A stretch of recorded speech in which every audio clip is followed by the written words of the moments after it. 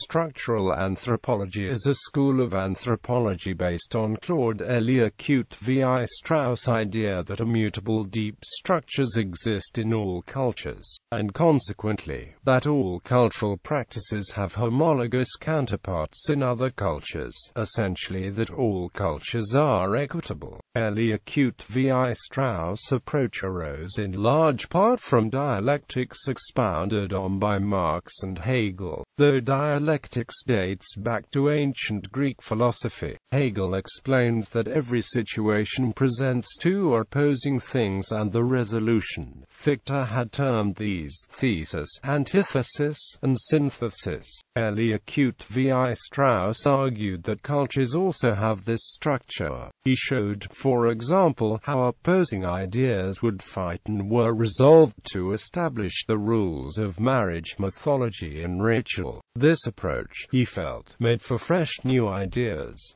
He stated, "People think about the world in terms of binary opposites, such as high and low, inside and outside, person and animal, life and death, and that every culture can be understood in terms of these opposites. For the very start," he wrote, "the process of visual perception makes use of binary oppositions. Only those who practice structural analysis are aware of what they are actually trying to do. That is, to reunite perspectives that the narrow, scientific outlook of recent centuries believed to be mutually exclusive. Sensibility and intellect, quality and quantity, the concrete and the geometrical, or as we say today, the ethic and the emic. In South America he showed that there are dual organizations throughout Amazon rainforest cultures, and that these dual organizations represent opposites and the synthesis.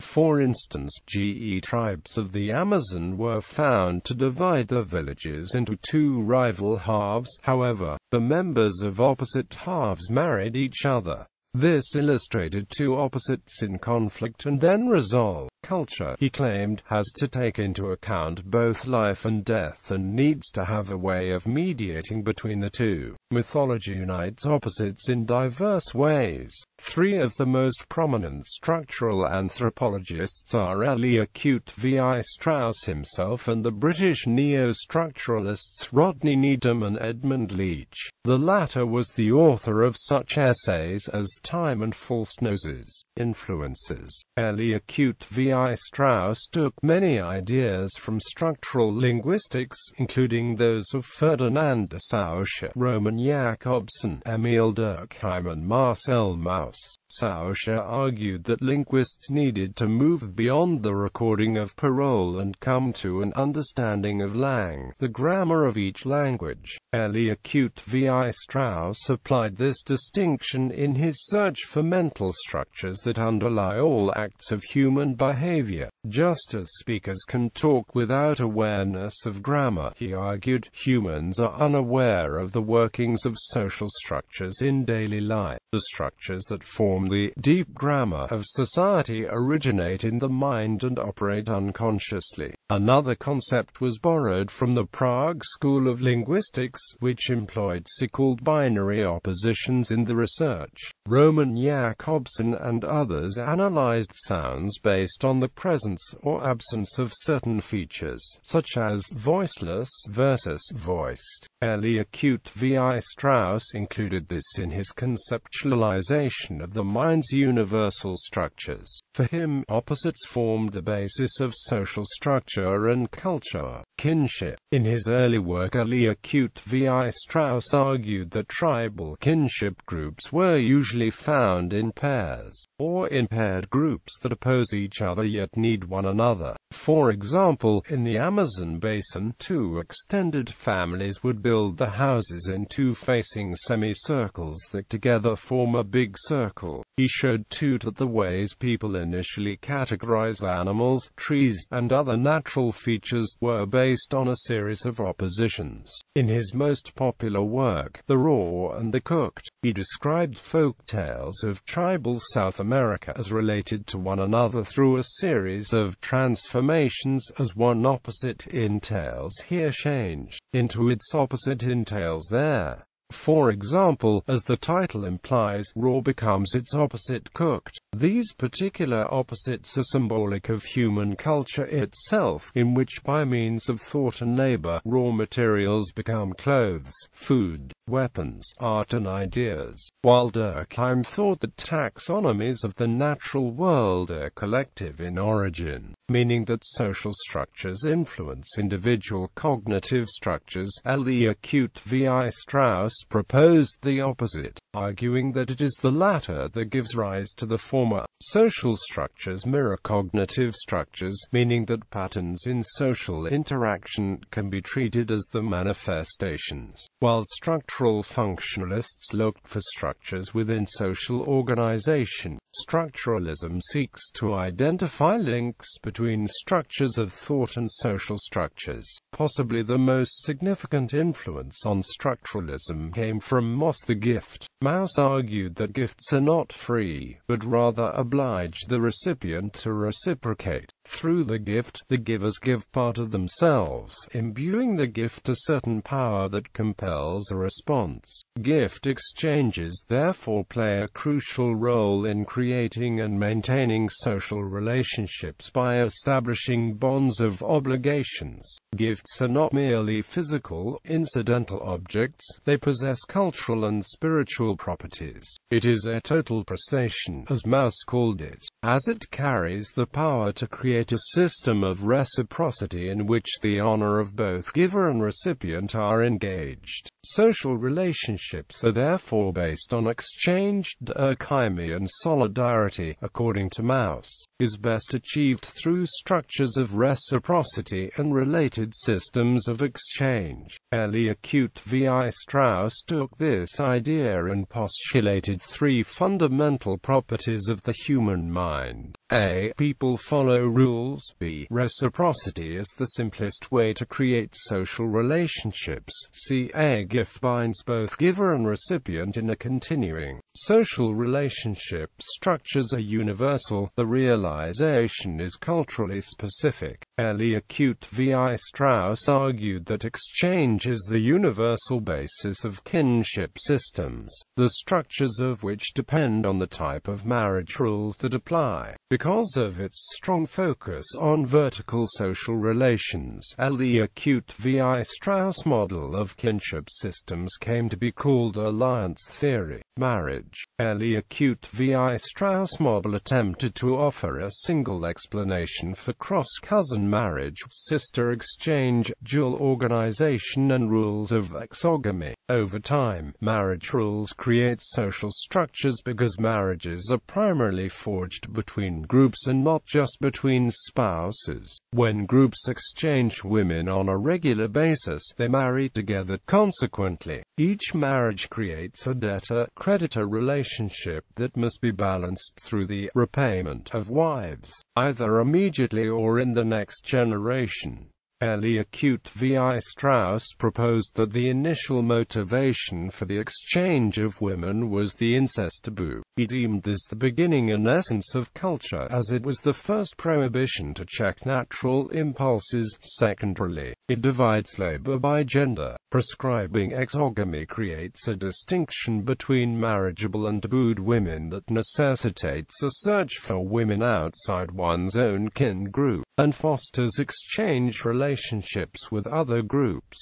Exogamy promotes intergroup alliances and forms structures of social networks. Lévi-Strauss also discovered that a wide range of historically unrelated cultures had the rule that individuals should marry the cross-cousin, meaning children of siblings of the opposite sex, from a male perspective that is either the FZD or the MBD. Accordingly, he grouped all possible kinship systems into a scheme containing three basic kinship structures constructed out of two types of exchange. He called the three kinship structures elementary, semi-complex and complex. Elementary structures are based on positive marriage rules that specify whom a person must marry, while complex systems specify negative marriage rules, thus leaving room for choice based on preference.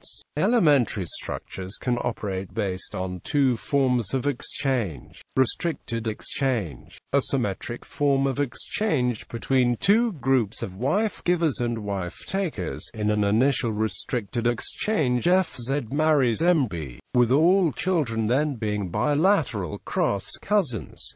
Continued restricted exchange means that the two lineages marry together. Restricted exchange structures are generally quite uncommon. The second form of exchange within elementary structures is called generalized exchange, meaning that a man can only marry either his MBD or his FZD.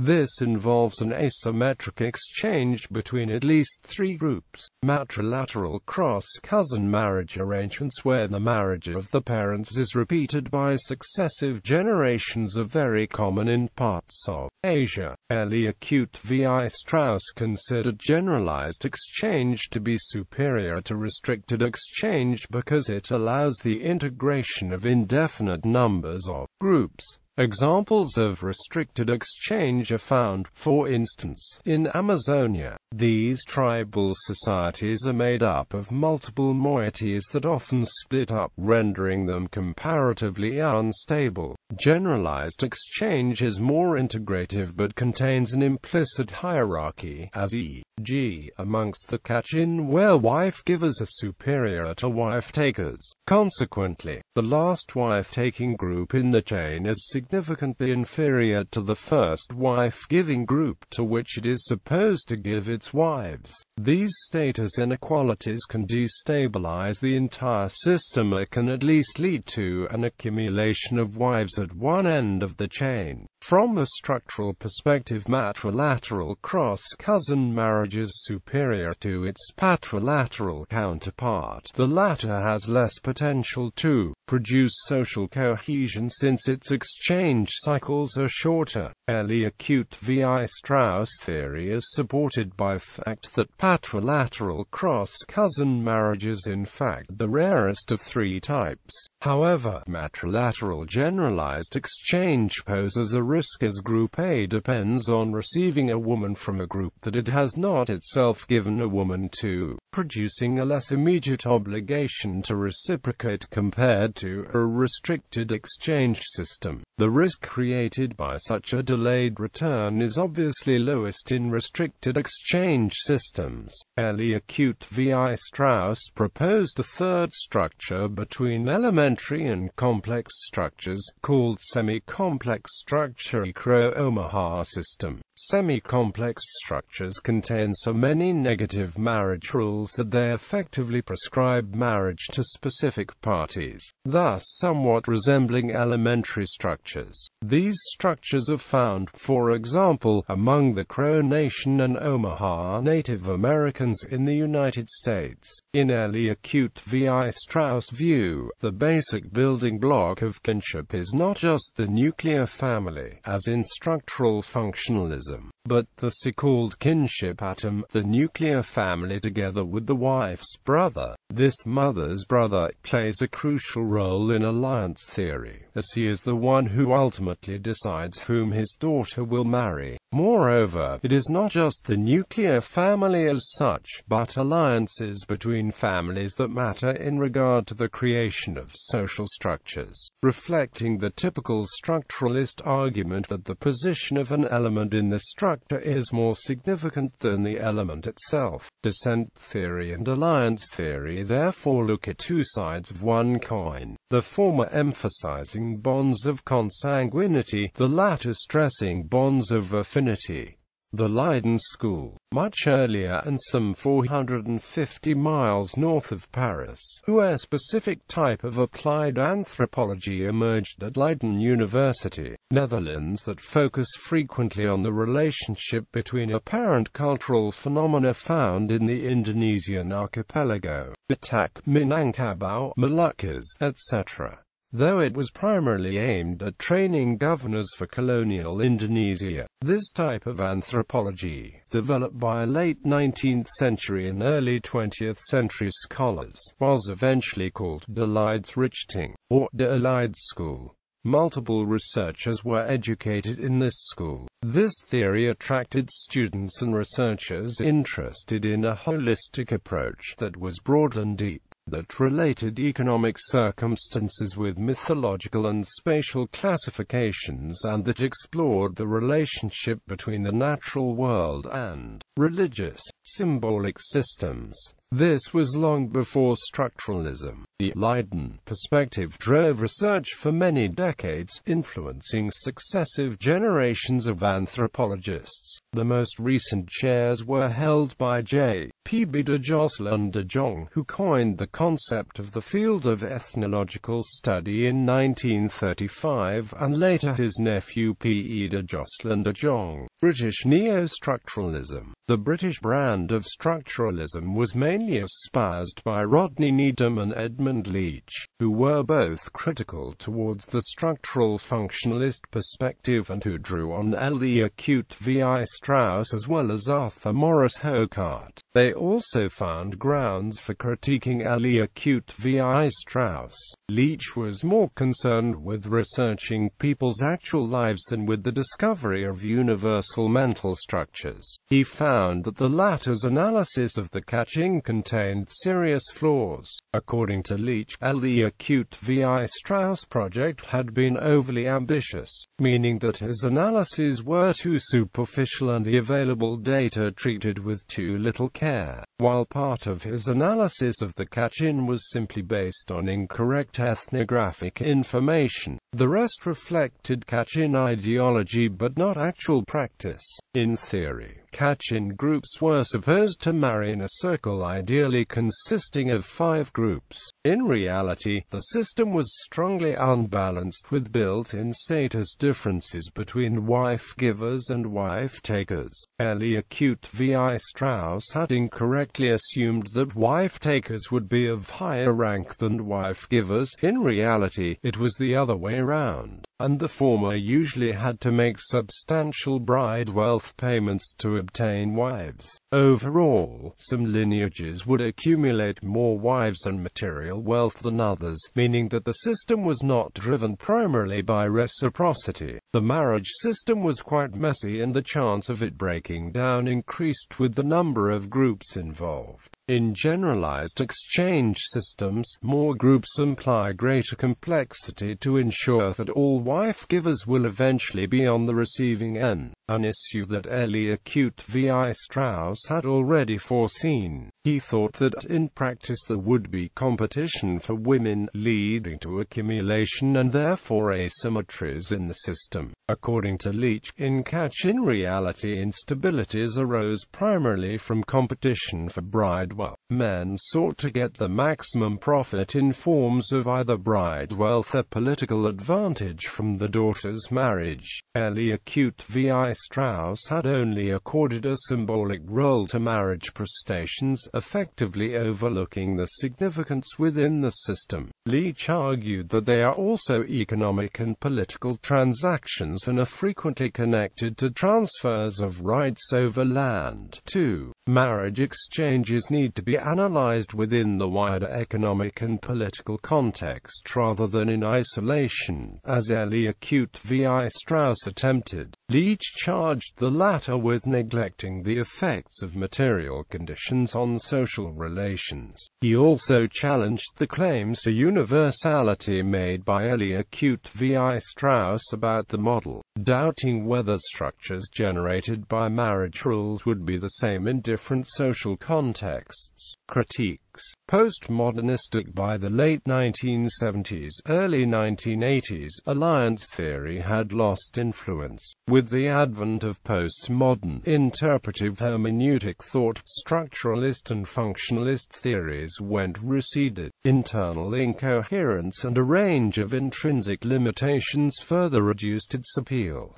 Excessive emphasis of affinal ties. By overstressing the structural significance of affinal ties, alliance theory effectively neglected the importance of dissent and genealogical ties. Some societies employ dissent as the primary organizational principle. In others, alliances are of primary significance, as in e.g., many Southeast Asian societies and amongst Amazon tribes, and still others emphasize both. The Yanomami fit very well into the alliance theory mold, while the Talanzi or Azande do not. Holy pointed out that some Middle Eastern societies cannot be conclusively explained by either dissent or alliance theory. Critics also saw weaknesses in early acute Lévi-Strauss methods, in the fact that he looked for ideal structures, thereby neglecting the reality and complexity of actual practices. His model explained practices that were not observed. Cooper pointed out that if the structures of the mind really are universal and the acute Lévi-Strauss model is correct, then why do not all human societies act accordingly and structure the kinship systems around alliances and exchanges? Cooper allowed that exchange was the universal form of marriage, but there could be other significant factors, and even if reciprocity was the primary principle that underlies marriages, the return would not have to be in kind but could take other forms. Also, social cohesion through reciprocity does not have to rest primarily on the bride exchange. Mauss showed that different cultures use all kinds of gifts to create and maintain alliances. Feminists Critique early acute Lévi-Strauss claimed that the underlying principle according to which all societies work is the exchange of women by men, who dispose of them as if they were objects. Others, for example Godelier, critiqued structuralism's synchronic approach that led it to be essentially a historical, materialistic perspectives. Marxists shifted the attention within anthropology from an almost exclusive preoccupation with kinship to an emphasis on economic issues. For them, social structures were primarily shaped by material conditions, property relations and class struggles. Falsification structuralism's main propositions were not formulated in a way so that they could be subject to verification of falsification. Early acute Lévi-Strauss did not develop a framework that could prove the existence of his concept of the fundamental structures of human thought, but simply assumed their existence. Boy pointed out that experimental research on concepts in psychology have not supported a structuralistic view of concepts, but rather a theory-oriented, a prototype-based view.